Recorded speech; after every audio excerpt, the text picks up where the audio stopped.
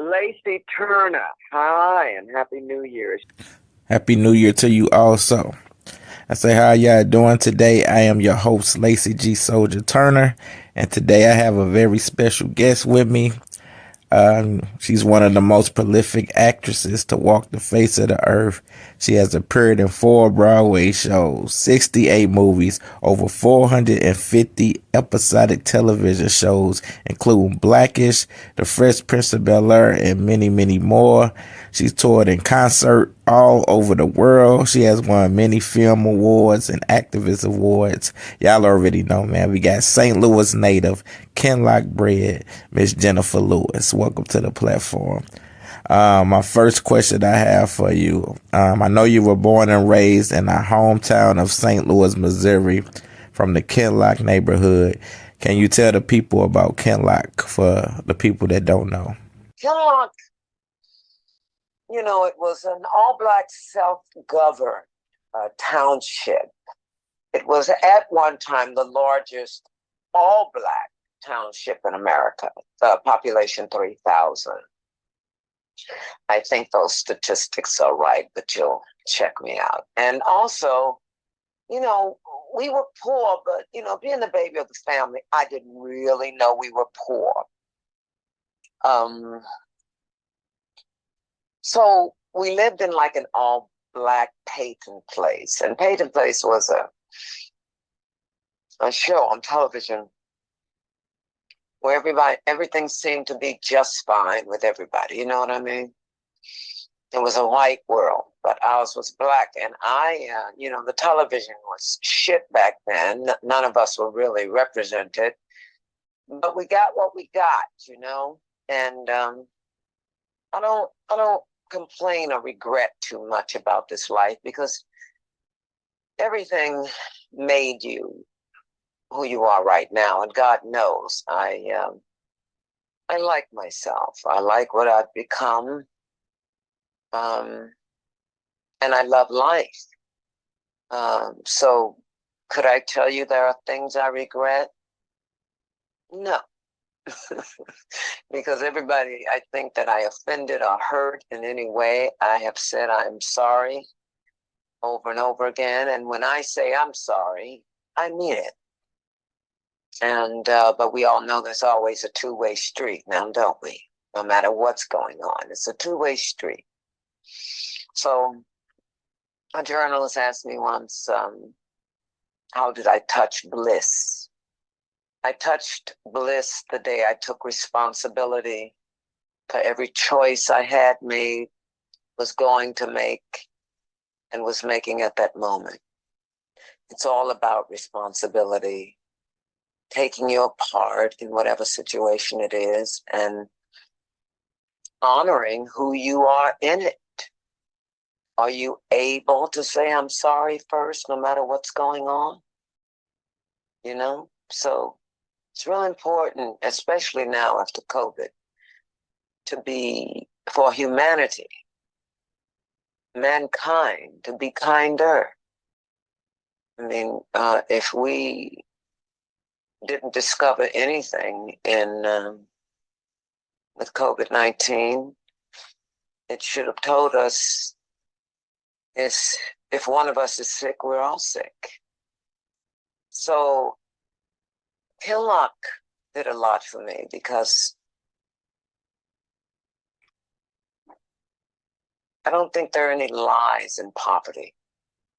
I think poverty speaks to what it is and all the dysfunction that comes with it and all the wonders that come with it. We enjoyed our lives. We played on the playground. We became Girl Scouts and Brownies. And my mother was a den mother for the Boy Scouts. And the Girl Scouts, one of them, child, a long time ago. But my mother was always involved, and that's why I think I'm involved today in politics well, not so much politics, involved in activism, making a difference in the world. She wanted me and my siblings to be educated, and we all are very well educated. And what can I tell you? Kenlock was my roots.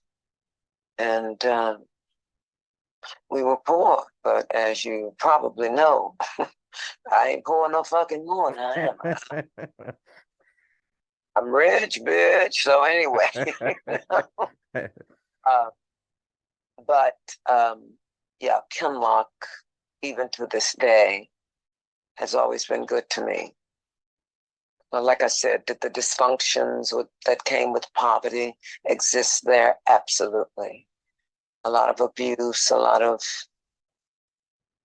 madness, even a lot of anger, disappointment. There was also the opposite. Miss Benson's biscuits, Miss Williams' German chocolate cake, Miss Clark that would sit and talk to me,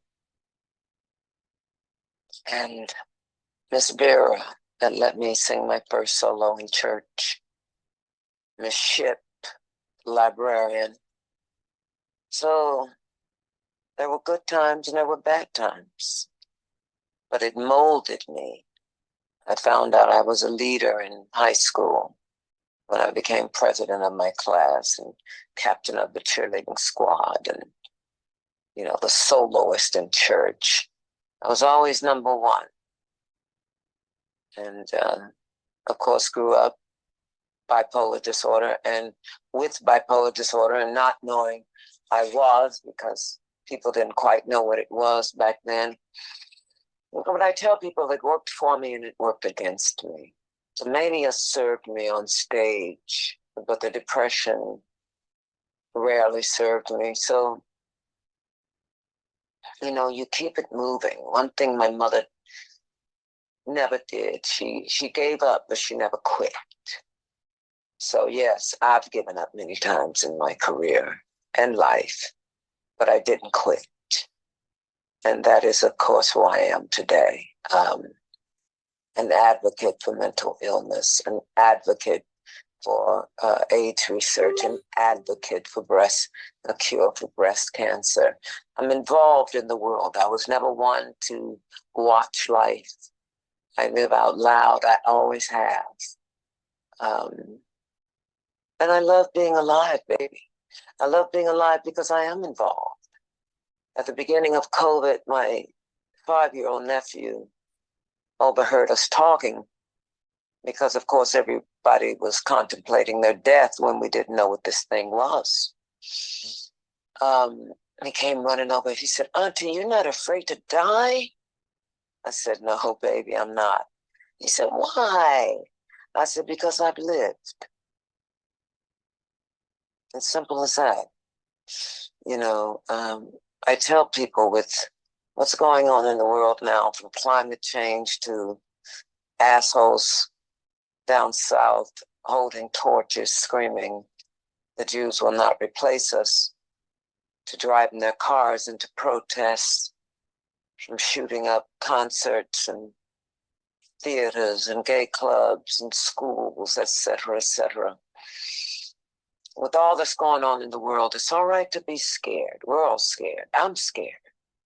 But you must be unafraid. Your foot forward into fighting for justice has to be uncompromising. We all have to pick up the flag and continue whatever flag you're serving at that point, or at any given time, even if it's your underwear. You understand? Serve the moment. Yes. Be in the moment of life and laugh more than you cry, and you'll find your way. You lose that sense of humor, you're fucked. So laugh at shit, even when it ain't funny. I know I'll be like, "Bitch, please," and I just start laughing, you know.